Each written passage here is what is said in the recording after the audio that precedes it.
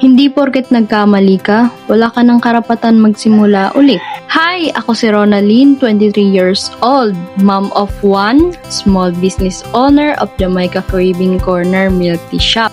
One of Kalingap beneficiary na nagkaroon ng pabahay at nagkaroon ng YouTube channel. Samahan niyo ako, i-rebuild ang sarili ko. Yes, rebuild kasi malapit na ako sa pangarap ko, but I choose to destroy it. Dahil sa mga maling decision ko, pero tao lang rin naman ako. Alam ko na lahat naman tayo nagkakamali. But still, choosing to do right. Kaya ngayon, mas pinipili ko kung ano yung gusto ni Lord sa akin at pangarap ng mama ko na nasa heaven na rin ngayon. Alam ko na sila yung naging way para mas mapunta ako sa ganito maayos na sitwasyon. Sila yung nag-guide sa akin, kaya ngayon, I choose to rebuild my dreams, my goals. Kaya samahan ninyo ako sa journey ko. Ang dami ko natutunan sa pagkakamali ko dahil naging mahina ako noon. Kala ko ganito na lang talaga, mawawala na lahat sa akin. Pero isa pa pala sa na-realize ko, may batang umaasa sa akin na kailangan kong magpatuloy. Hindi naging madali ang pagsimula pero dapat kayanin ko. Sa ngayon, mas maraming taong nag-down sa akin pero kinaguide naman ako ng nasa taas. Kaya kailangan kong magpatuloy at kailangan kong gumawa ng action at